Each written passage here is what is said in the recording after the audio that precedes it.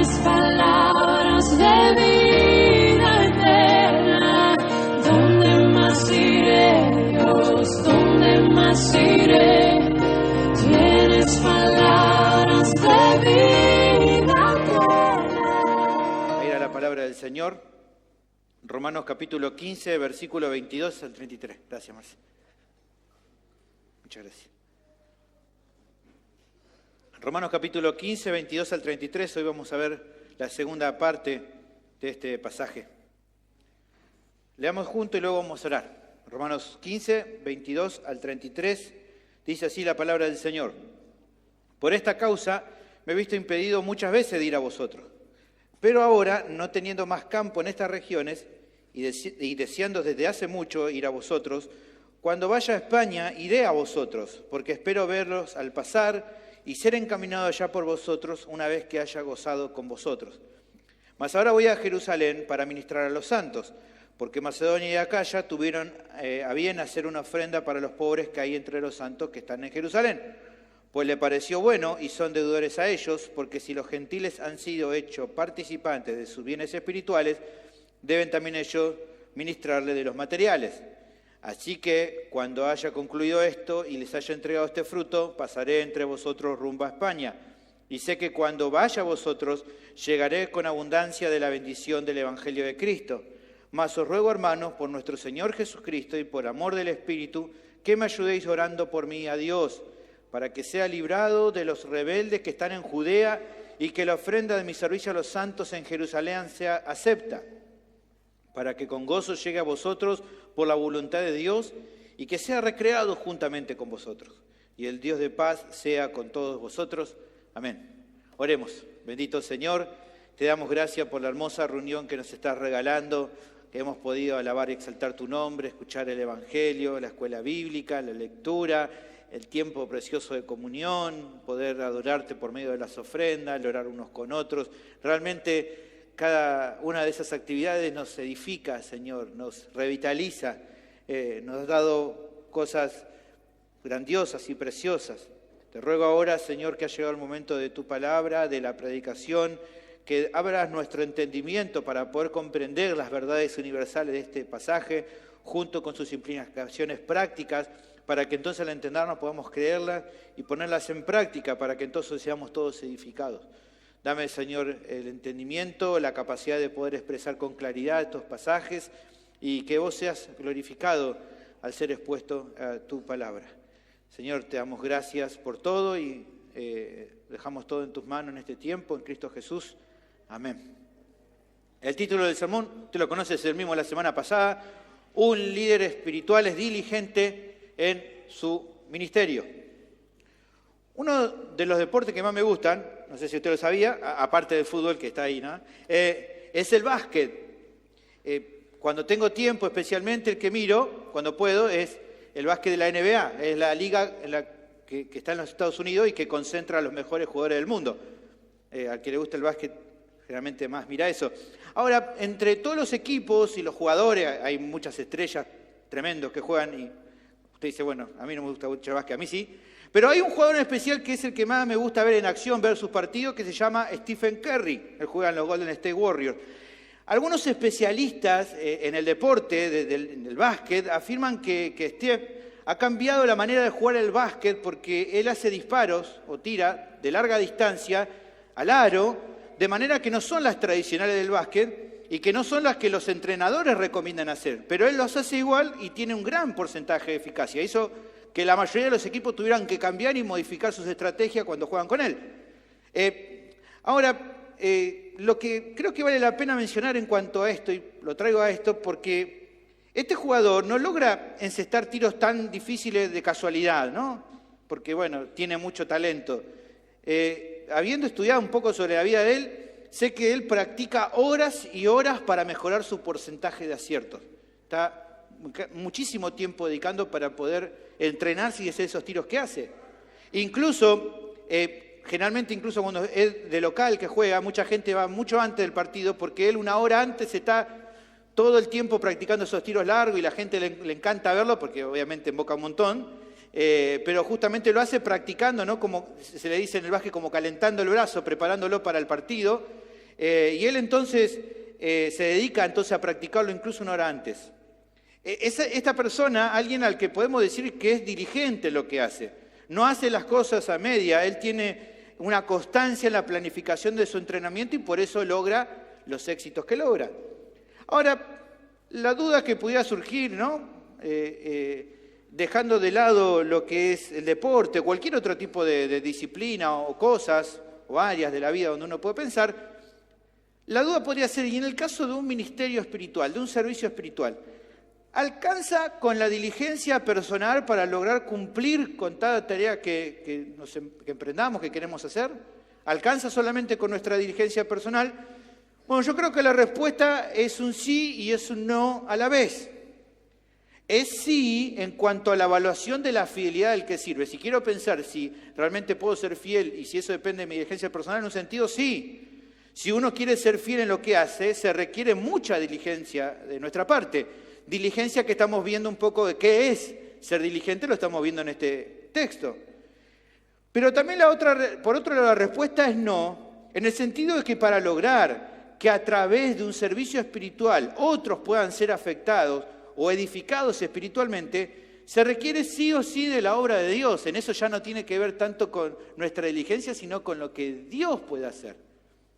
O sea, pensemos así, yo puedo preparar un sermón precioso, bien preciso, bien preparado, dar ilustraciones, argumentaciones, aplicaciones preciosas. El tema puede ser un tema que a muchos les llame la atención, y todo esto puede estar relacionado a que dé este sermón bien organizado porque me he preparado diligentemente para esto, pero por sí mismo, por mí mismo, no tengo el poder para que este mensaje obre en el corazón de nadie. No tengo un poder intrínseco en mí para que entonces, por medio de lo que yo predico, tu corazón cambie. No tengo ese poder. Dios no me ha dado ese poder. Se necesita justamente la intervención de Dios. Es Dios el que, como decía un reformador, lleva ese mensaje desde el oído hasta tu corazón. Es Él el que obra en nuestros corazones. De la misma forma, hay servicios de diferente índole que uno puede prestar en la iglesia local, donde también se requiere la obra divina, porque sin eso, sin la intervención de Dios, la planificación y la consistencia personal no alcanzan. Incluso, hermanos, esta virtud buena en el cristiano no es algo que dependa solo de uno mismo. Es algo que Dios va produciendo en nuestras vidas por medio de ir santificándonos progresivamente. Lo cual, como ya hemos visto en varias ocasiones, es algo que Dios hace, pero con nuestra cooperación. El creyente coopera en su santificación. Por lo tanto, la diligencia en el creyente no se trata solo de un esfuerzo personal en solitario, sino de un reconocimiento diario de la necesidad de la obra de Dios en nuestras vidas y en aquellas cuestiones que están fuera de nuestro control y en las que se requiere no de nosotros y de nuestra intervención, sino de que Él intervenga. Que ya no hay manera de que nosotros la podamos arreglar, sino es algo que Dios tiene que intervenir, porque ya no está en nuestras manos poder hacer algo. Y justamente Dios quiere que sea así, ¿no? Algo de eso vamos a ver en esta segunda parte. Ahora bien, pensando, ¿no?, en la primera que vimos el domingo pasado, un repaso breve, que pudimos ver es que, por un lado, recordar que la primera característica que mencionamos acerca de un ministerio diligente, que el texto justamente presenta, es que un ministerio diligente no es inconstante en las tareas que realiza. Eso lo vimos en el versículo 22. Lo que Dios ha encomendado como un área, lo que Dios le ha encomendado a esa persona, a ese líder, como un área de servicio, ese líder, ese creyente, lo hace. No deja nada a medias. Nunca deja incompleta su responsabilidad. Eso fue la primera característica. La segunda característica que vimos fue que un ministerio diligente planifica bien sus tareas a corto y mediano plazo. ¿Se acuerdan? Versículo 23 al 25. Un líder espiritual, dijimos, que planea bien sus tareas, sabiendo así todo que Dios tiene el control y la autoridad de cambiarle sus planes de acuerdo a sus propios designios, ¿no?, a los designios de Dios. Ahora, en esta segunda parte, vamos a seguir presentando algunas características de un líder espiritual centradas todavía en su diligencia personal, pero que en esta paradoja de la vida cristiana nunca pierde de vista que se vuelca constantemente a depender de la obra de Dios. Por lo tanto, te animo a seguirme con atención porque estoy seguro que el Señor va a hablar a tu vida de una manera hermosa acerca de lo que es un ministerio diligente y de la obra de Dios en nuestra vida para que eso sea así. El tema del sermón entonces es el mismo de la semana pasada. Un líder espiritual cumple el ministerio que Dios le dio de forma diligente. Un líder espiritual cumple con el ministerio que Dios le ha dado de una manera diligente. ¿Cómo es esa diligencia? El pasaje presenta 5 características de un ministerio diligente, de las cuales hoy veremos las 3 últimas. La tercera característica de un ministerio diligente es que un ministerio diligente establece con cuidado las prioridades en el ministerio. Versículos 26 a 28. Ya hemos empezado la semana pasada a hablar acerca de esta tercera característica. Hoy vamos a continuar. Vimos una parte, ¿se acuerdan? Al final del domingo pasado. En los primeros versículos de esta sección pudimos notar la razón por la cual antes de iniciar Pablo su viaje a España, el apóstol había decidido primero visitar a la iglesia en Jerusalén. Vimos la razón que las iglesias locales de la región de Macedonia y Acaya tuvieron a ver juntar una ofrenda para los hermanos en Cristo, judíos, que estaban pasando una necesidad material extrema. ¿Se acuerdan versículos 26 y 27? Porque Macedonia y Acaya tuvieron a bien hacer una ofrenda para los pobres que hay entre los santos que están en Jerusalén. Pues les pareció bueno y son deudores a ellos, porque si los gentiles han sido hechos participantes de sus bienes espirituales, deben también ellos ministrarlo de los materiales. Ellos, los hermanos de Macedonia y Acaya, se sentían en deuda por todas las bendiciones espirituales compartidas por sus hermanos de origen judío, y por eso con gozo estuvieron preparando este donativo de amor, lo cual se acuerdan que estuvimos hablando. ¿Por qué Pablo prefirió poner en primer lugar este viaje a Jerusalén antes de emprender el nuevo viaje misionero a España? Bueno, vimos que el apóstol comprendía que era prioritario que él colabore para que esa tarea se complete. Por eso, en su planificación, puso a corto plazo esta actividad, la de ir a Jerusalén, y a mediano plazo puso la de la visita o la del viaje misionero a España, en la cual iba a pasar por Roma. ¿Se acuerdan que eso estuvimos hablando ya?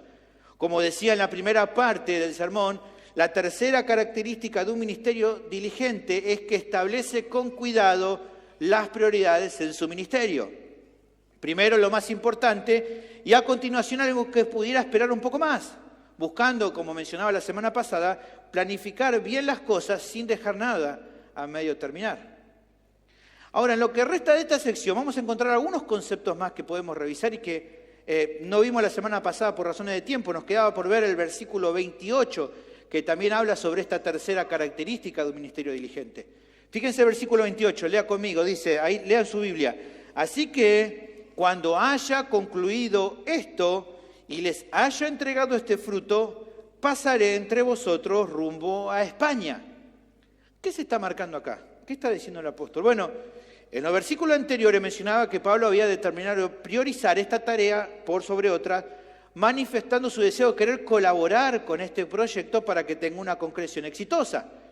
Pero en este versículo 28 podemos notar que no es solamente en él una intención de colaborar, sino que su actitud es involucrarse de lleno en esta actividad.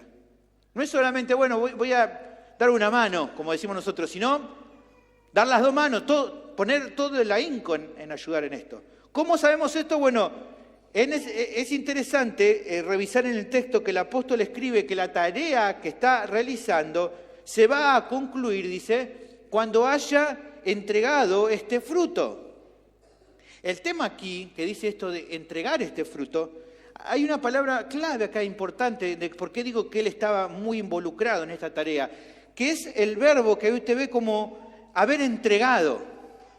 Esto que dice ahí, haber entregado, es muy interesante porque en el original la palabra que se utiliza no es la palabra que comúnmente en griego se usa para entregar algo, sino la palabra que se utiliza acá es la palabra sfragizo, que no es un uso muy corriente para hablar acerca de entregar, sino que es una palabra sfragizo que se usaba generalmente para hablar acerca de poner el sello en algo, poner una rúbrica. Esto sfragi sería sello, entonces colocar un sello. Entonces llama la atención que diga, y una vez que haya puesto este sello sobre este fruto, ¿no? Es como rara esa palabra. Acá tuvieron que los traductores usaron esto de haber entregado, pero es una palabra extraña. Y hay entre los eruditos diferentes opiniones. ¿Qué quiso decir Pablo cuando puso esfragizo ahí? Cuando dice de haber entregado. ¿Qué es lo que está queriendo decir? Hay diferencias de opiniones entre los eruditos. Creo que la forma más correcta de entenderlo es como nos logra traer un comentarista bíblico muy bueno de Romanos, que es Douglas Moo. Douglas Moo, quizás el que ha dado de los mejores comentarios bíblicos de Romanos, dice lo siguiente, mirá, él dice, hablando de esta palabra, lo siguiente para entender este pasaje. La colocación de un sello a algo es a menudo una afirmación oficial de autenticidad.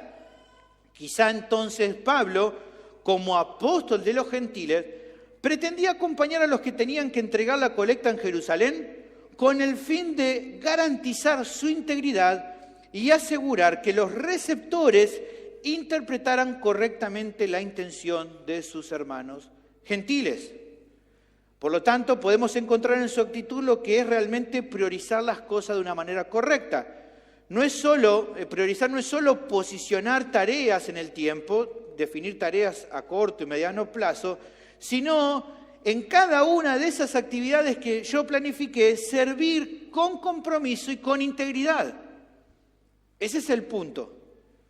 Era por eso que la entrega del donativo era una tarea que, dice Pablo, no va a estar completa hasta que Él nos asegurara de que sea recibida por los hermanos en Jerusalén, y no solamente que sea recibida por los hermanos, sino hasta que se diera a conocer con esa ofrenda justamente el mensaje, por un lado, de compañerismo, de unos hermanos para con otros, en el contexto diferente, ¿no? De hermanos gentiles a hermanos judíos, como un mensaje de humildad, en el sentido de los gentiles reconociendo con sinceridad el servicio inicial bondadoso, como dijimos, de los judíos primeramente hacia ellos, y como un mensaje de amor genuino que existía detrás de este donativo para los pobres en Jerusalén. Pablo está diciendo, hasta que no vaya y entregue y me asegure de que los hermanos que reciban entiendan el propósito de esta ofrenda, mi servicio, que estoy haciendo, no va a estar concluido. Hasta que todo esto no se completara, el apóstol no se podría dar por satisfecho y pensar en la siguiente tarea. Y con esto vamos entendiendo que priorizar con cuidado cada servicio es darle la importancia que esa tarea se merece. Así es como actúa un líder espiritual. Y solamente como para ver otro caso, miremos por ejemplo el caso de Pablo en otro servicio. Aquí hablando de la iglesia en Tesalónica, un servicio que había hecho por la iglesia en Tesalónica. Dice, Pablo habla a los tesalonicenses en 1 Tesalonicenses capítulo 2, versículo 10, y le dice, vosotros, hermanos, son testigos, y Dios también, de cuán santa, justa e irreprensiblemente nos comportamos con vosotros los creyentes.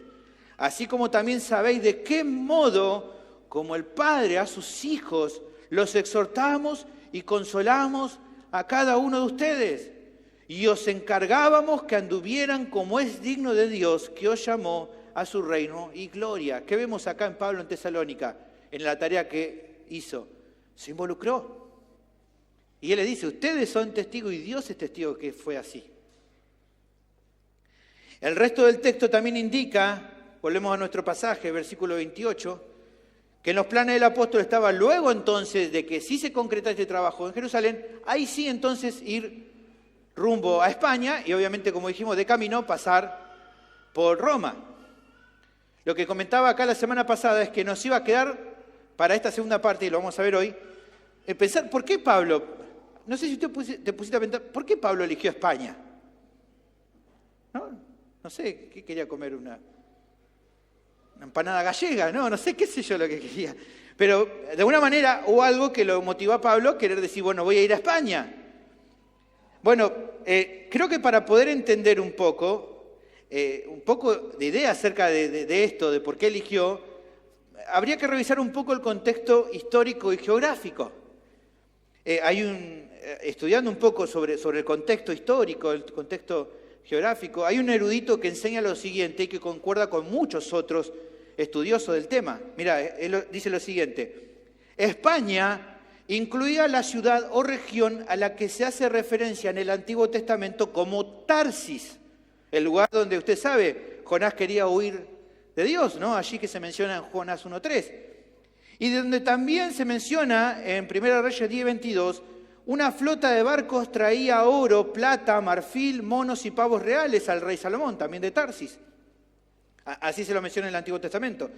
Dice también este estudioso, este erudito, España se encontraba en el extremo occidental del continente y se había convertido, en la época de Pablo, en un gran epicentro de comercio y cultura al que se tenía acceso por medio de los famosos caminos romanos. Ustedes saben, famosísimos eran los caminos de Roma, por eso el famoso dicho, todos los caminos conducen a Roma, porque desde Roma salían rutas importantes donde te llevaban a todas las regiones del imperio. Todavía, dice el autor, existen allí muchas ruinas de la fastuosa arquitectura romana.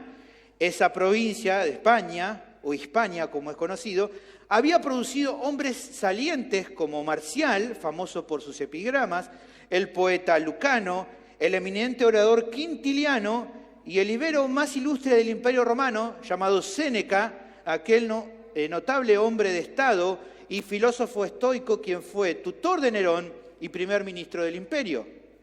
No obstante, dice este autor, a partir de las evidencias históricas y arqueológicas, se comprobó que España no fue evangelizada sino hasta mediados del tercer siglo.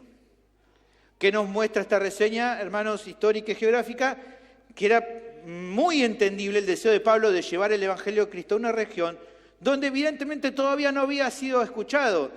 Como para decirle usted en el mapa, Pablo estaría como en esta región, él iba a cruzar Roma, que era como lo grosso, y iba a cruzar del otro lado del charco, por así decirlo, se iba a cruzar pasando Roma, más para allá, a una zona donde todavía el Evangelio no había sido llegado, y por lo que hay evidencia, pasó mucho tiempo hasta que llegó el Evangelio a esa zona. Había una gran necesidad, por lo que Pablo no dudó en planificar como meta a mediano plazo misionar en esa zona. Pero además, como también estaba en su prioridad de visitar a los hermanos en Roma, su proyecto terminaba siendo muy útil porque se dio cuenta que iba a edificar a muchas personas, incrédulos en la región nueva donde iba a visitar y creyentes porque iba a visitar iglesias ya establecidas. Entonces, acá con esto creo que llegamos a comprender que aunque este viaje misionero no estaba en la agenda de Pablo, digamos, en los ítems de corto plazo, ese lugar estaba llevar la ofrenda a los santos, a los hermanos pobres judíos, sí él lo tenía muy presente y por eso sería, como él nos cuenta acá, su tarea subsiguiente una vez que terminara lo de Jerusalén. Él dice, corto plazo, Jerusalén. Mediano plazo, una vez que termina eso, ya irme para España y pasar por Roma. Ahora, al terminar de revisar esta sección, pensando en las prioridades y establecerlas, como estamos viendo acá, me parece interesante reflexionar acerca de dos cuestiones importantes que chocan bastante con los conceptos que estamos viendo en todo lo que vemos en esta tercera característica que es la diligencia. ¿Cuáles son esas dos cuestiones que creo que son preocupantes? Bueno, la primera es la realidad que se ve en muchos cristianos, estén o no estén en una posición de liderazgo. ¿Cuál es? Que hay muchos cristianos, muchos, que no priorizan correctamente sus tareas. No las ponen en las prioridades correctas. En vez de prestarle mayor atención y diligencia a las cosas que son realmente más relevantes en su vida, se distraen con cualquier cosa con mucho menos valor. Así, por ejemplo, vemos a esposos cristianos que descuidan sus hogares aduciendo que no tienen tiempo supuestamente para ocuparse de sus hogares, pero que hilando fino su problema es que no le dedican o que se dedican en tareas que no son tan relevantes como lo es ministrar a su familia. El problema no es que no tienen tiempo para encargarse de la prioridad como es su hogar, sino que hacen un montón de cosas y gastan un montón de tiempo en cosas que no son tan importantes. Hermanos, si uno de los requisitos para los ancianos, para los líderes, es que justamente dirijan bien su hogar, que involucra meterme en mi hogar, encargarme de mi hogar, gobernar en mi hogar, llevar adelante mi liderazgo consistente en mi hogar, darle prioridad a mi hogar, si eso es importante para un anciano, ¿cómo podés pensar, hermano querido, que tu esposa y tus hijos no son de tus mayores prioridades? Otro ejemplo es el de hermanos y hermanas, aquí entraban todos en la bolsa, que comentan, que dicen que no tienen tiempo para servir en ciertas áreas de la iglesia local, para prestar un servicio, porque dicen, no puedo hacer esto, no, pastor, porque estoy muy cansado.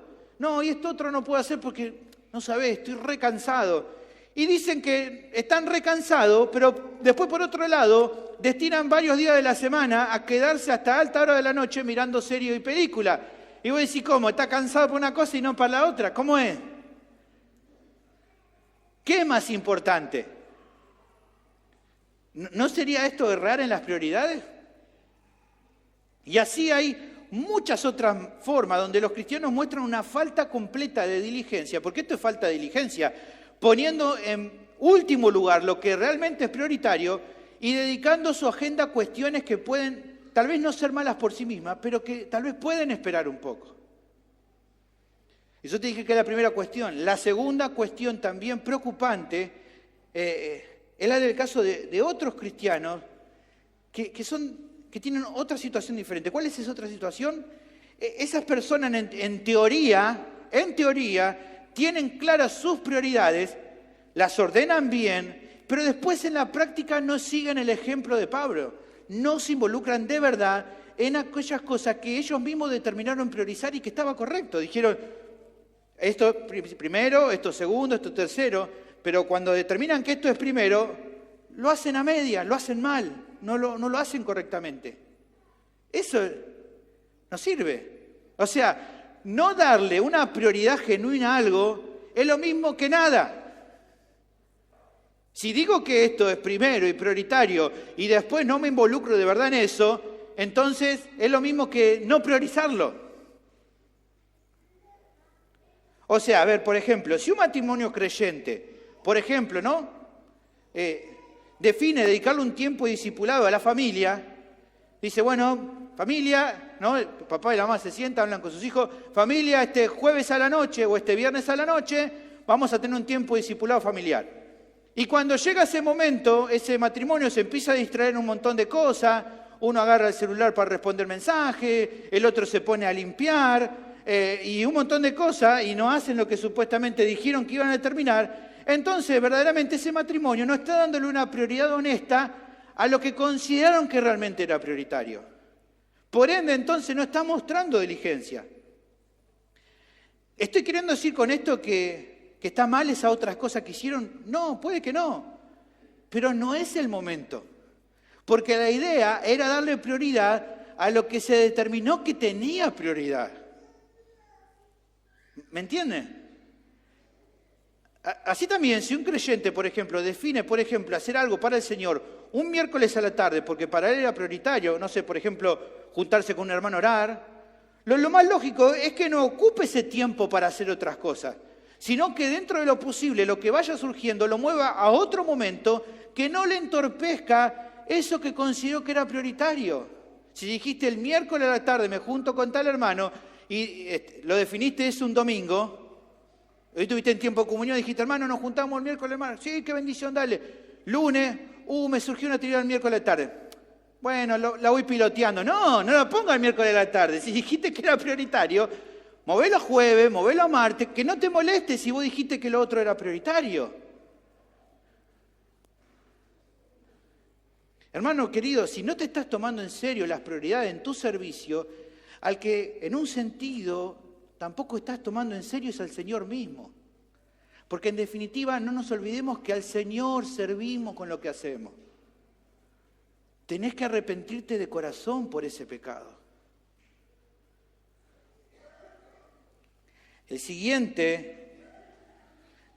siguiente característica, la cuarta, es que un ministerio diligente tiene metas claras y piadosas en cada tarea que piensa llevar a cabo. Versículo 29.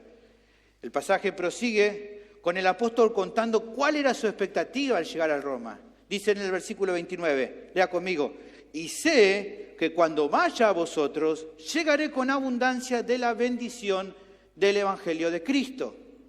¿Qué era lo que Pablo iba a hacer al visitar a la iglesia local de los romanos? Dice el texto, iba a llegar a ellos con las bendiciones abundantes de Cristo.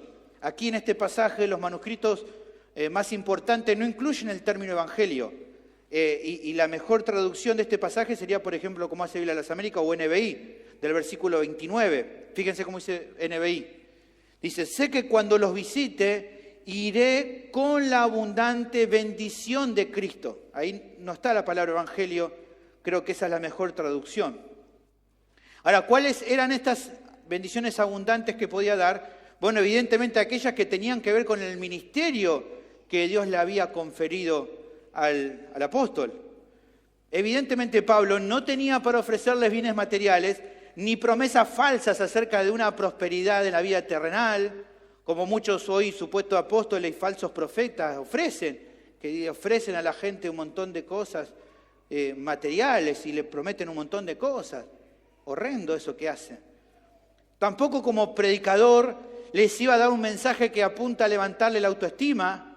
Él no iba a ser como los predicadores nefastos hoy del Evangelio de la Prosperidad, que alientan a la persona a que podés vivir tu mejor vida ahora y que tu mejor vida ahora supuestamente equivale a tener prosperidad en muchas áreas de tu vida, pero siempre previo a arancel a darles algo a ellos, ¿no?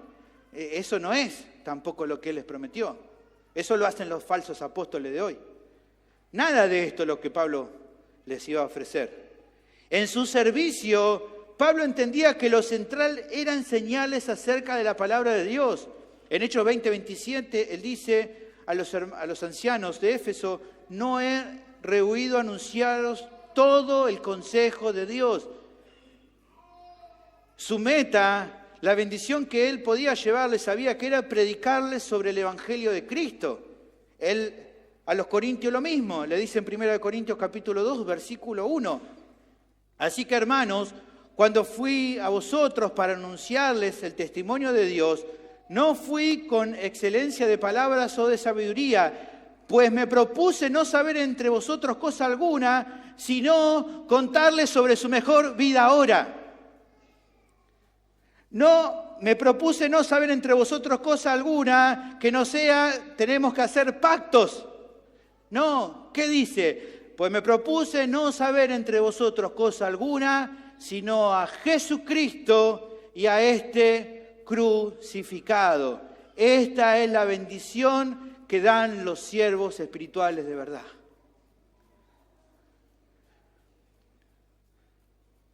Predicar el Evangelio, ministrarlos con todas las bendiciones esencialmente espirituales que pudieran. ¿Para qué? Para que ellos crecieran a semejanza del Señor. Porque tener más plata o tener menos plata no te hace más parecido a Cristo. Lo que necesitas es ser cada día más santo para ser cada día más como Cristo. Por eso Pablo en su servicio tenía bien claro en Colosenses 1:28 y decía a quien anunciamos, hablando de Cristo, amonestando a todo hombre y enseñando a todo hombre en toda sabiduría, ¿para qué? A fin de presentar perfecto en Cristo Jesús a todo hombre. Estas eran las bendiciones que él iba a llevar. Pero a la vez, hermanos, es más que seguro que él sería bendecido también al compartir con los hermanos en la fe, a los cuales Dios lo había comisionado con un ministerio específico dirigido a ellos. Hermanos, cuando un líder espiritual se reúne con creyentes a los cuales se le ha dado la responsabilidad de liderar, no solo se siente animado a bendecirlos, sino que recibe el gozo hermoso de la comunión espiritual especial que tiene con ellos, que lo ministra de manera recíproca. Fuera de mi hogar, el otro lugar donde más quiero estar es con mis hermanos. Porque son los que fortalecen mi alma. No sé dónde vos querés estar. Entonces, hay muchos lugares donde uno puede estar. Pero creo que después de nuestro hogar y de estar en la presencia del Señor, donde más quiero estar en la casa de Dios con mis hermanos. En 1 Tesalonicenses 3:7, Pablo dice, versión NBI, me gusta cómo lo dice. Por eso, hermano, dice Pablo, en medio de todas nuestras angustias y sufrimientos, ustedes nos han dado ánimo por su fe. Pablo está diciendo esto. Douglas Moo comenta lo siguiente, mirá. dice, podría suponerse legítimamente que el apóstol no piensa solo en su visita, sino en los resultados de la misma, por lo que podría aludir a una bendición mutua. El ministerio de Pablo a los cristianos de Roma y el ánimo y ayuda que estos cristianos prestarían al apóstol. Algo de esto lo vemos en Romanos capítulo 1, versículo 11 y 12. Dice Pablo, porque deseo verlos para comunicarles algún don espiritual a fin de que sean confirmados. Esto es, que dice, para ser mutuamente, ustedes y yo, confortados por la fe que nos es común a ustedes y a mí. Un líder espiritual anhela y procura constantemente la comunión con los santos en el marco de la iglesia local porque es un medio que anima su ministerio y que lo ayuda a seguir creciendo. En definitiva, hermanos, volviendo a nuestro versículo, analizando lo que está comentando aquí el apóstol, hay algo a lo que podemos llegar como conclusión. Pablo no iba a ir a Roma a perder el tiempo. No se iba a entretener con tareas irrelevantes o sin sentido. Como diríamos nosotros, no iba a ir de paseo. No porque tomarse un tiempo de recreación o de descanso físico estuviera mal en sí mismo, sino porque en cuanto a la obra de Dios, un líder espiritual no establece metas vanas o sin un propósito espiritual claro. ¿Qué es lo que un líder espiritual se propone hacer cuando cumple tareas en la obra de Cristo? Edificar a los demás, centrado en glorificar a Dios con eso. Porque esa es la vida que vale la pena vivirse. Edificando a los demás, centrado en Dios. Busca ayudarlos en su santificación. Un líder espiritual quiere, tu pastor lo que quiere es que vos te santifiques por sobre todas las cosas. Si te aconseja es para eso, si te anima es para eso, si te exhorta es para eso. Un líder espiritual hace eso. Fíjense, ¿se acuerdan? Lo vimos hace poquito, Romanos 15, 16. Para ser ministro de Jesucristo a los gentiles, ministrando el Evangelio de Dios, para que los gentiles les sean ofrenda agradable, santificada por el Espíritu Santo. Entonces, en estos conceptos nos encontramos con la cuarta característica de un ministerio diligente. En cada tarea en la obra de Cristo establece metas que son claras y piadosas. No asume responsabilidades que los lleven a perder el tiempo, sino buscar priorizar lo que realmente sea de beneficio espiritual para los demás, sea cual sea esa tarea. Pablo anhelaba visitar a los hermanos en Roma, pero con metas muy claras y por lo que vemos sobre todo piadosas. Su deseo era alcanzarlos con abundantes bendiciones en Cristo. Una meta bien fijada y que sabía que iba a repercutir positivamente en la vida espiritual de ellos. Ahora, al pensar en esta sección en particular, me hizo considerar acerca de una situación que muchas veces se ve en algunos creyentes en la actualidad. ¿Cuál es esa actitud? Que es triste, pero que pasa. El de muchos creyentes que asumen ciertas responsabilidades sin tener en claro por qué lo hacen. Hacen lo que hacen sin un propósito definido y hasta a veces sin un propósito piadoso. En esta clase de personas se escuchan frases como la siguiente, vos las conocés si has hablado con otros cristianos, te dicen, bueno, me puse a hacer esto porque, estaba un poco aburrido, ¿viste? Entonces, antes de no hacer nada, antes de estar ahí sin hacer nada en casa, me puse a hacer esto.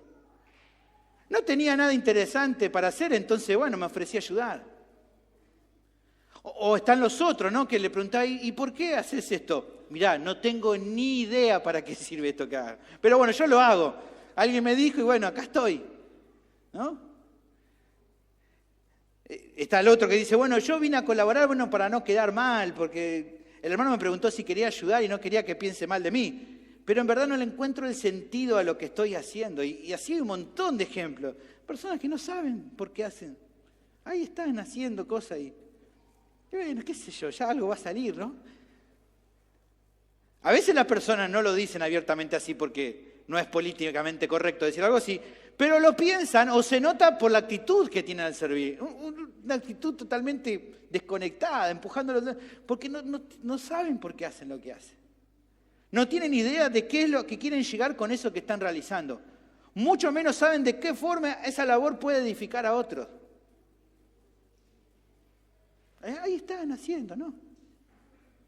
Me hace acordar a hoy en día, los piqueteros le preguntaban, ¿por qué está acá? No, qué sé yo, no sé, me trajeron, ¿no? Me dan algo de plata. No tienen idea que están, pero ahí están, hacen algo, acto de presencia. Bueno, eso es en el mundo. Los cristianos hacen lo que hacen entendiendo para qué lo hacen. Pero por otro lado hay otra clase de situación que también es muy grave. Los que están abocados en verdad a tareas importantes, incluso con metas claras, pero que no lo hacen con las motivaciones adecuadas. Conozco líderes líderes entre comillas, que guían grupos, pero no busca brindarle bendiciones en Cristo, sino con la meta de sacar un provecho para ellos mismos. Esos líderes son eficaces, pero son eficaces porque están buscando llenarse los bolsillos, llenarse de fama, hacer cosas para ser puestos como, wow, este es el líder, pero no lo hacen con un propósito piadoso. En la época del apóstol había un montón de hombres así. 2 Corintios 11:13, Pablo dice, porque estos son falsos apóstoles. ¿Cuándo lo escribió esto Pablo? ¿Ahora o hace? No, lo escribió hace 2000 años. Hoy también pasa. Falsos apóstoles. ¿Por qué son falsos apóstoles? Son obreros fraudulentos que se disfrazan como apóstoles de Cristo, pero no son siervos de Cristo. Son, dice Pablo luego, siervos del diablo. Pero dejando de lado esos casos, se puede decir que hacer algo pensando primero en uno mismo antes que los demás también es algo feo. Tal y como lo que hacen falsos líderes. O sea, no solamente malas actitudes o malas motivaciones hay en los creyentes falsos o en los líderes falsos. A veces en creyentes genuinos hay malas motivaciones. Lamentablemente. Hermanos, no sirve de nada hacer algo sin el deseo genuino de beneficiar espiritualmente a los demás. Porque al no ser motivado por el amor, está muy lejos de la piedad genuina, de una motivación piadosa. Mirá lo que dice Pablo en 1 Corintios 13. Si yo hablase lenguas humanas y angélicas, wow, pero no tengo amor, vengo a ser como metal que resuena o címbalo que retiñe, algo que se escucha muy feo. Pero si tuviese profecía y entendiese todos los misterios y toda ciencia, wow, si leí toda una biblioteca completa. Y si tengo toda la fe, de tal manera que logro trasladar los montes, y no tengo amor, nada soy. Pero yo leí toda la biblioteca. Si no tenés amor, no sos nada.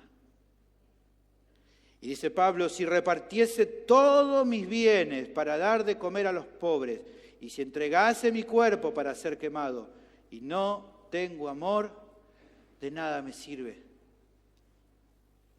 Si lo que hago no está motivado con motivaciones piadosas, no sirve. Un siervo diligente es alguien que sirve a los demás impulsado por el amor a Dios. En cambio, si puedes identificar algo de todo lo mencionado en tu propia vida, te animo a dejar de andar de esta manera, porque es pecaminoso. Y porque incluso aunque los demás no lo vean, no lo detecten, ten claro que Dios lo ve, porque Dios conoce tu corazón. Sabe por qué haces las cosas que haces y sabe cuáles son las motivaciones que hay en tu corazón. Con un hermano maduro que te pueda ayudar y guiar sobre cómo empezar a servir a los otros con una diligencia sincera que apunta a obrar en cada tarea con metas claras y piadosas, hermano.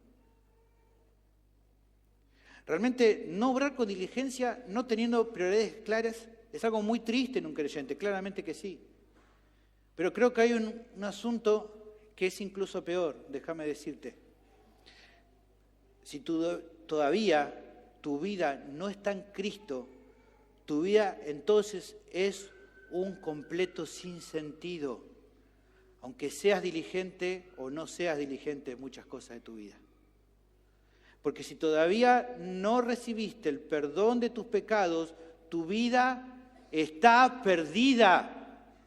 Por más que tengas metas claras o no, o por más que seas diligente o seas un desordenado. El apóstol Juan en 1 Juan 5:12 hizo una declaración muy clara. Dijo, el que tiene al Hijo tiene la vida. El que no tiene al Hijo de Dios no tiene la vida. Si Jesús, el Hijo de Dios, no está en tu vida, entonces tu vida no es vida. Porque estás en condenación a causa de tus pecados y de tu rebeldía contra el Dios Santo, y porque a causa de esta condena te espera una eternidad en el infierno, donde van a morar eternamente todos los que rechazan el Evangelio. Pero la buena noticia para vos, que todavía estás sin Cristo, es que hoy eso puede cambiar. Cristo Jesús, hace 2000 años atrás, vino al mundo. Él vivió una vida perfecta. Murió en la cruz por los pecados, pero también resucitó al tercer día, confirmando que Dios Padre aceptó la ofrenda de su Hijo. Jesús fue bien claro. Él dijo, yo soy el camino, la verdad y la vida. Y nadie va al Padre, o sea, nadie recibe la salvación de su alma si no es por mí. Por eso tu única esperanza, amigo, amiga, es abrazar por medio de la fe la obra sustitutiva de Cristo, porque solo en Él hay vida eterna y porque solo Él es el Señor. Por lo que también se requiere que abandones tu rebeldía y que arrepentido vengas a Cristo reconociendo, por favor, tu bancarrota espiritual. Clama al Hijo, pidiéndole que te perdone y tenga misericordia por tu vida. Su promesa, la promesa que la Biblia nos muestra que es que todos los que se humillen de corazón y vengan a Él de ninguna manera los va a rechazar. ¿Qué vas a hacer hoy, querido oyente? Vení a Cristo, por favor. Vení a Cristo. No dudes más. La quinta característica de un ministerio diligente es que un ministerio diligente recurre siempre a la oración en cada servicio que va a realizar. El pasaje finalmente expresa una solicitud del apóstol para los romanos, de acuerdo a los planes que él tenía en agenda. Dice versículo 30, pero os ruego, hermanos, por nuestro Señor Jesucristo y por el amor del Espíritu Santo, que me ayuden orando por mí a Dios. ¿Qué es lo que está pidiendo aquí el apóstol? Bueno, antes de ver lo que él le está rogando a los hermanos en Roma, hay un detalle que no se puede dejar de lado. La solicitud es muy solemne. Es muy solemne la solicitud que él hace. Al usar una fórmula en la que incluye, como vemos acá, al Padre, al Hijo y al Espíritu Santo en esta solicitud, se entiende que lo que está por pedir es algo muy importante de observar y que por lo tanto requería una atención muy importante de los receptores del pedido, de aquellos que oían, que leían esto. Algo similar a lo que podés ver si querés después en 2 Timoteo 4:1, cuando menciona a más de una de las personas de la Trinidad, es porque Pablo le da mucha solemnidad a lo que está pidiendo. ¿Qué es lo que pide con tanta seriedad el apóstol? Bueno, aunque a uno no le parezca extraño, lo que él está pidiendo con mucha seriedad es que los hermanos en Roma lo ayudaran orando por él a Dios. Él está diciendo, es muy solemne esto que les pido, es muy serio. Ayúdeme, por favor, en oración. Resulta muy interesante este ruego de Pablo, hermano. Un hombre que era maduro en la fe, que servía con diligencia a Dios, que era constante en su tarea, que planificaba bien sus actividades a corto y mediano plazo, que establecía sus prioridades con cuidado y que en cada tarea tenía metas claras y piadosas, nunca dejaba de lado que necesitaba algo muy esencial. ¿Qué era eso esencial que necesitaba? Orar a Dios. Necesitaba orar a Dios. ¿Por qué? Porque reconocía que sin la intervención de Dios, todos sus planes y proyectos en su servicio para él eran imposibles de cumplir. No solo porque él, así como cualquier otro siervo de Cristo, es incompetente por sí mismo para servir a otros, así él lo dice en cuanto a él mismo en 2 Corintios 3:5, y todos decimos lo mismo con él, no es que seamos competentes por nosotros mismos, no lo somos, nuestra competencia proviene de Dios, por lo tanto por eso oramos a Él. También porque justamente requería del poder de Dios obrando a través de su vida. En Colosenses 1:28 vimos que Él decía que Él servía amonestando a todo hombre para que presentar en Cristo Jesús perfecto a todo hombre. Y en Colosenses 1:29 reconoce, por lo cual también trabajo para esto, luchando según la potencia de Él, la cual actúa poderosamente en mí. Él dice, para lograr esto necesito el poder de Dios, que Dios me capacite, si no, no puedo, por eso oro, por eso le pido a Él que haga, porque si no, no puedo hacerlo por mí mismo. Él oraba de esta manera, pero también Él oraba porque incluso Pablo sabía que había situaciones que estaban fuera de su control y que por ende necesitaba la mano providencial de Dios tratando en esas cosas. No solo oraba para que Dios lo capacitara y lo empoderara para servir, sino también porque sabía que había situaciones que estaban fuera de su control. ¿Cuáles son algunas? Bueno, algunas son las que se comentan en el final de nuestro pasaje. Hay algunas peticiones, las primeras peticiones que hace, iban en torno a lo que iba a ser la tarea a corto plazo, que ya dijimos que era el viaje a Jerusalén, llevando la ofrenda que habían preparado los hermanos de Macedonia y Acaya. Dice versículo 31, ¿para qué oraran por él? ¿Qué pedía que lo llevaran en oración? Para que sea librado de los rebeldes que están en Judea y para que la ofrenda de mis servicios a los santos en Jerusalén sea acepta, ¿ve? 2 pedidos de oración por situaciones que iban a pasar en su viaje a Jerusalén. 2 diferentes. Primero Pablo pide que oren por él para que Dios intervenga y lo guarde de aquellos rebeldes en Judea que estaban en contra de su ministerio. Aquí no está pidiendo para que lo cuide uno de sus hermanos, sino de los contrarios, de la contra que él tenía, que él se iba a encontrar cuando llegue a Judea. Pablo era evidentemente persona no grata. No ponía carteles buscado Pablo, no lo estaban buscando para reventarlo los judaizantes. Usted lo sabe, él no era querido dentro de los círculos religiosos judíos, por lo que él sabía que en cuanto pusiera un pie en Judea, lo iban a estar esperando, con un comité de bienvenida bastante duro. No era un club de fans el que lo estaba esperando, eran gente rebelde que no lo quería. Pensemos en esto, no solo que los cristianos eran perseguidos en Judea, usted sabe, no eran bien aceptados los creyentes en Judea, mucho menos los líderes de la iglesia, los apóstoles y los ancianos en Jerusalén, no eran aceptados porque ellos predicaban el evangelio de Cristo, que iban en contra de las enseñanzas tradicionales de los judíos, que decían que la gente no se salvaba por la ley, por la obediencia a la ley.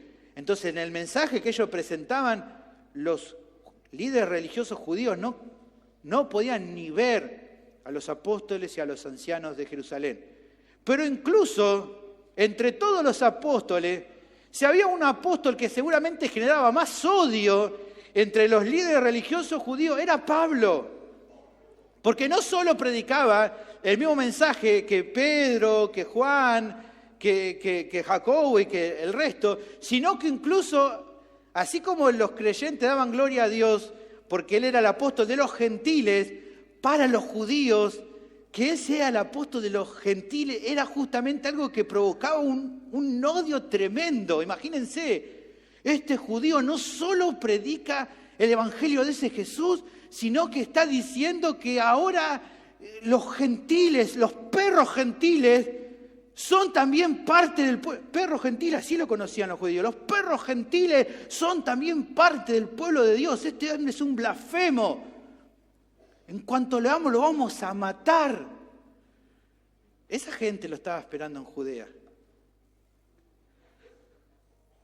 De hecho, los que intentaron hacer, si vos lees ahí el relato de Pablo llegando a Judea, vamos a ver qué le pasa. Fíjense, llega a Jerusalén, se arma un alboroto, lo tienen que salvar los soldados romanos. Y fíjate lo que dice en Hechos 23, 12 al 14.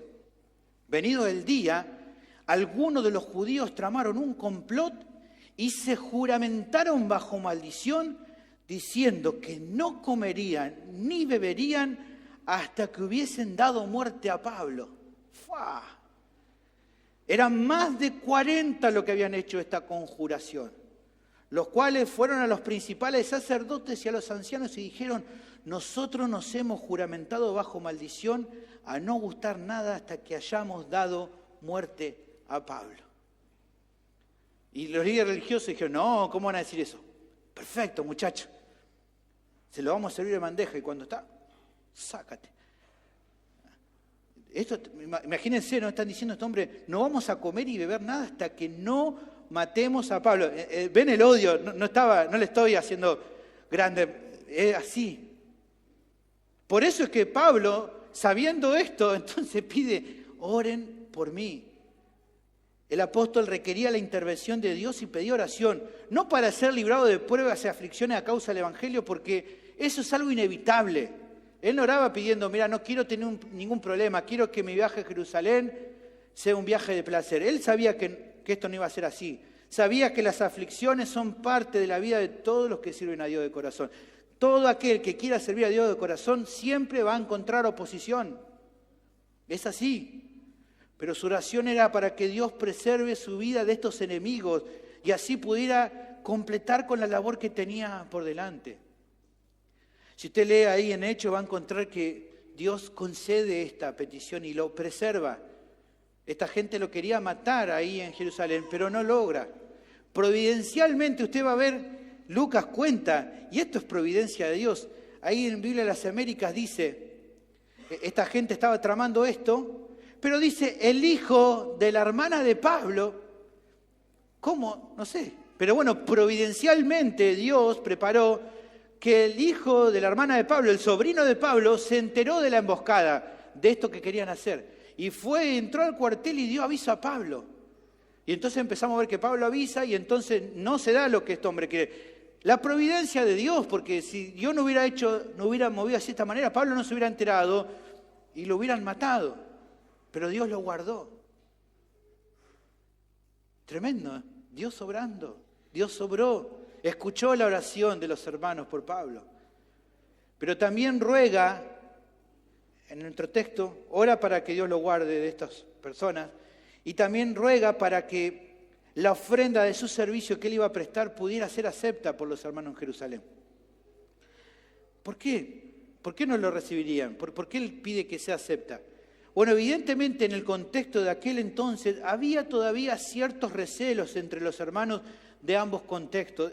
Hace un ratito leímos en la lectura bíblica, había todavía cierta tensión entre los creyentes de origen judío y los creyentes de origen gentil. Como que no había toda esa comunión, había ciertos recelos entre hermanos de ambos contextos y así también no solo había ciertos recelos, sino también dudas en cuanto a si realmente el Evangelio había impactado de verdad en la vida de los gentiles.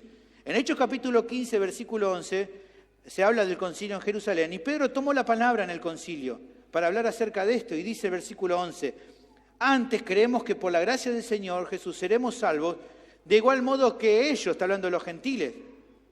Entonces dice versículo 12, toda la multitud cayó y oyeron a Bernabé y a Pablo que contaban cuán grandes señales y maravillas había hecho Dios por medio de ellos entre los gentiles. En el concilio estaban tratando de este tema.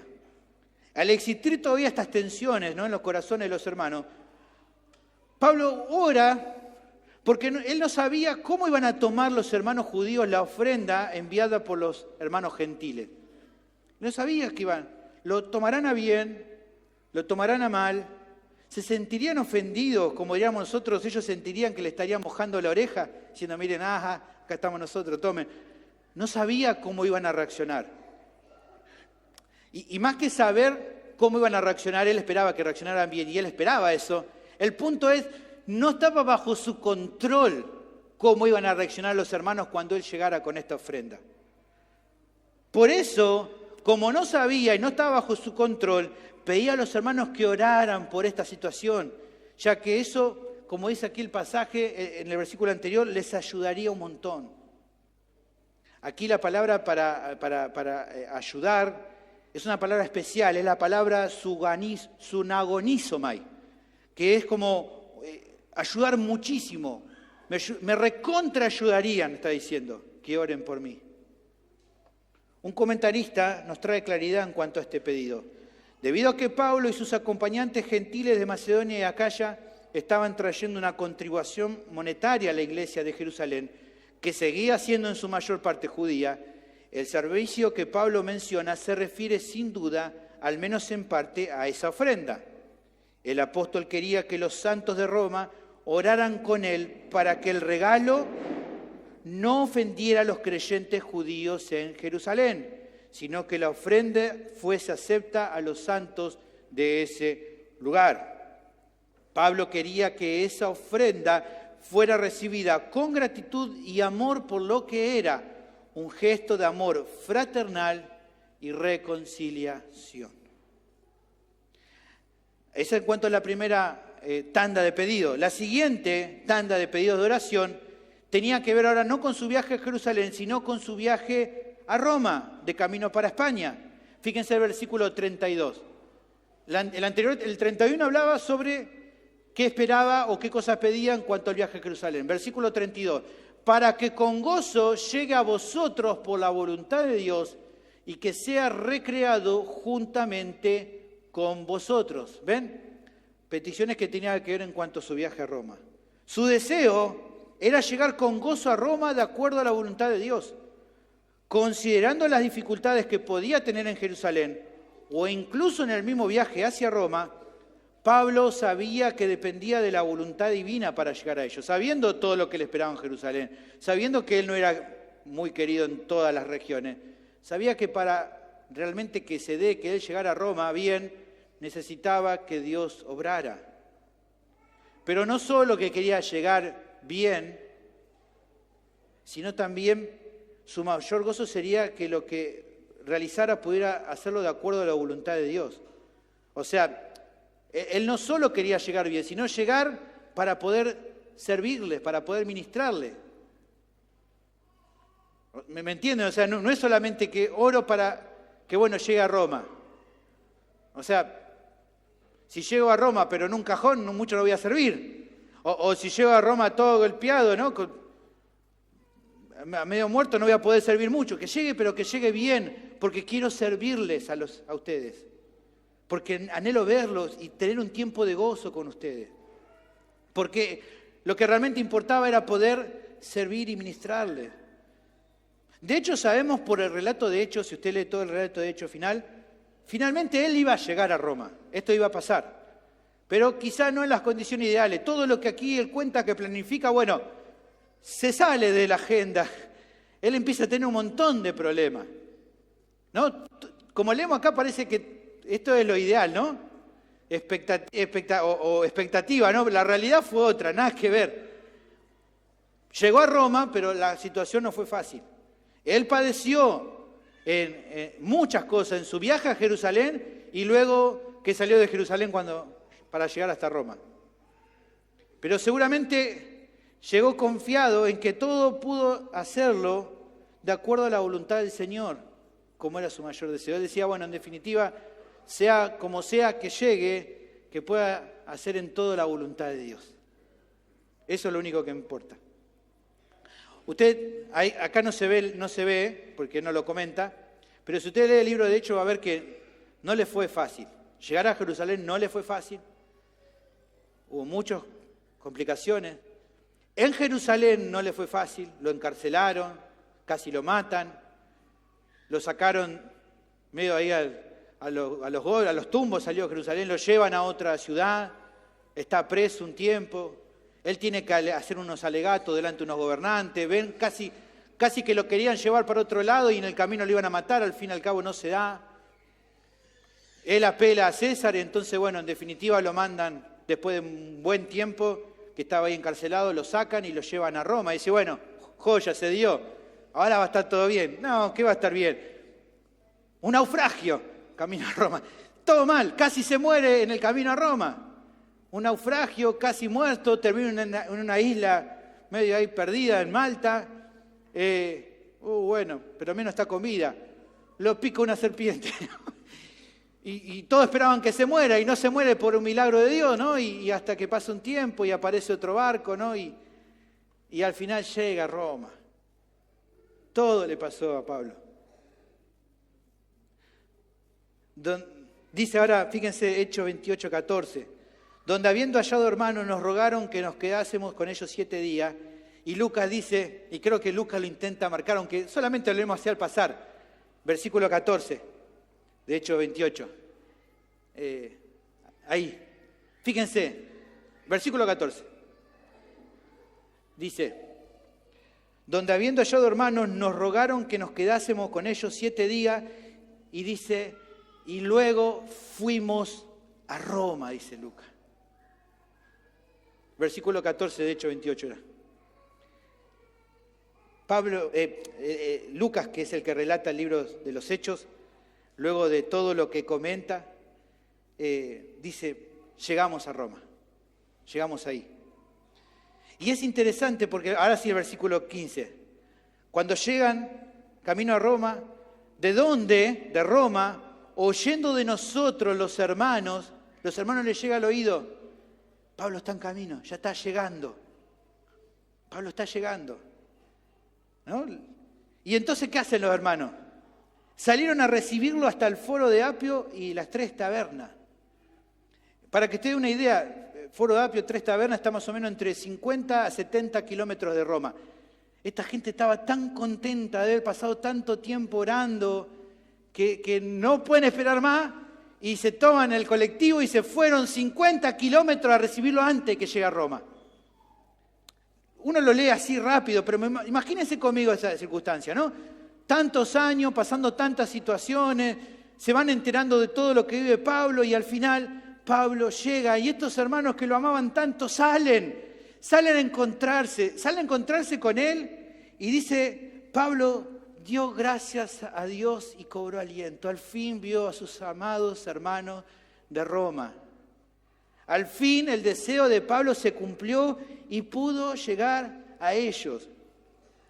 Y aunque no lo dice aquí el texto, solamente nos dice que dio gracias y cobró aliento, yo creo que en definitiva una de las cosas que animó su corazón, ¿saben cuál es? ¿Cuál se cree que es lo que habrá llenado su corazón de alegría?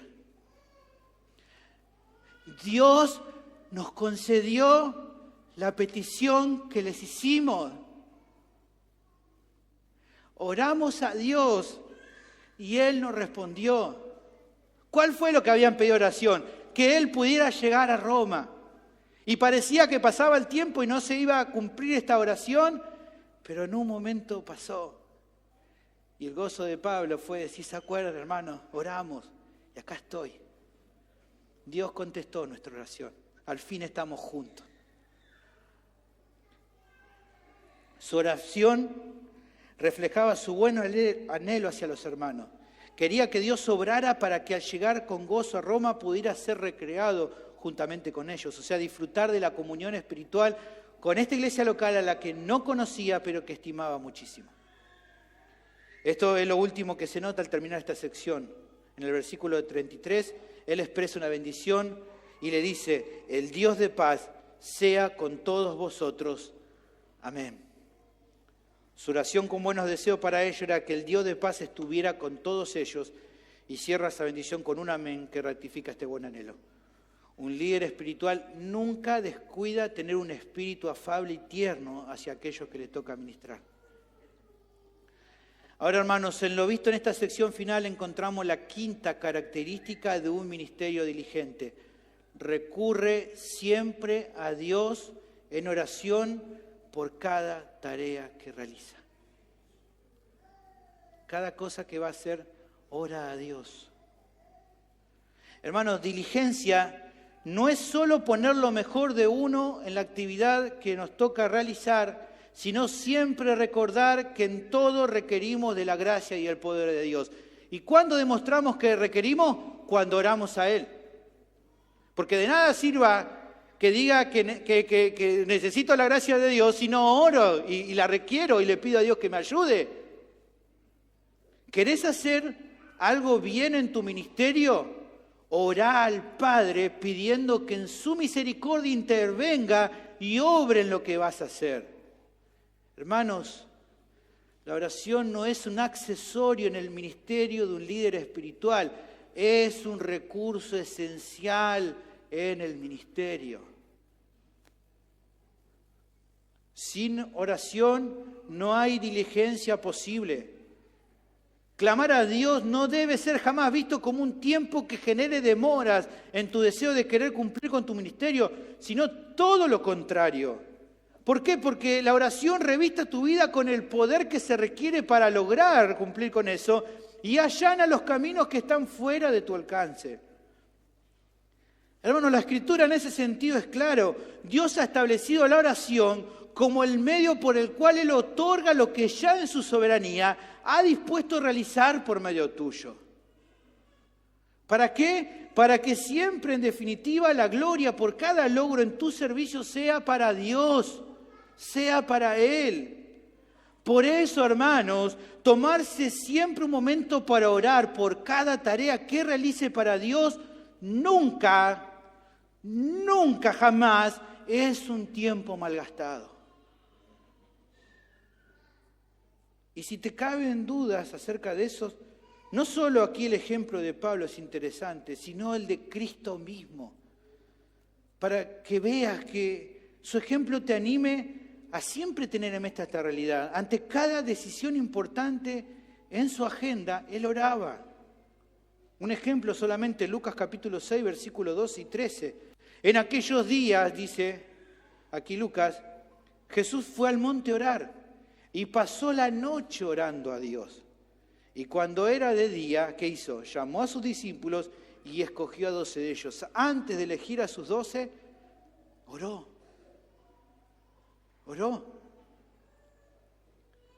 Incluso, hermanos, antes de cumplir su obra más grande, que era ir a la cruz para morir en nuestro lugar, supo que requería la provisión espiritual de su Padre, al que en ningún momento dudó en clamar. Ustedes conocen, él fue a Getsemaní a orar. Mateo 26, 36 lo dice. Entonces llegó Jesús con ellos a un lugar que se llamaba Getsemaní y dijo a sus discípulos, sentaos aquí, entre tanto que voy allí y oro. Voy a orar. Y usted conoce parte de esa oración de Jesús. ¿Qué dijo él? Padre, si puedes, pasa de mí esta copa, pero que no se haga mi voluntad, sino la tuya. Fortaleceme para hacer esto. Si así fue como procedió nuestro Señor, hermanos, ¿cuánto más cada uno de nosotros? Mi pregunta es, ¿ves que hay diligencia en tu vida en cuanto a esto también? Hermanos queridos, que la diligencia en nuestras vidas sea un tema a considerar todos los días, para que entonces sí podamos honrar al Señor con cada servicio que cumplamos para Él. Oremos. Bendito Señor, te damos gracias por tu palabra que anima nuestras vidas, que nos fortalece, nos anima a andar en diligencia y hacerlo de la manera correcta. Ayúdanos a seguir el ejemplo de Pablo, pero esencialmente el de Cristo. Que esto nos anime y nos lleve a poder vivir de la misma manera y que nos anime a despojarnos del pecado que muchas veces tenemos en nuestra vida. Obrá en cada uno de nuestros corazones y que todo lo que hemos visto nos anime para terminar este tiempo de alabanzas juntos, exaltando y alabando el nombre de Jesús. Pido esto en el nombre de nuestro Señor Jesucristo. Amén.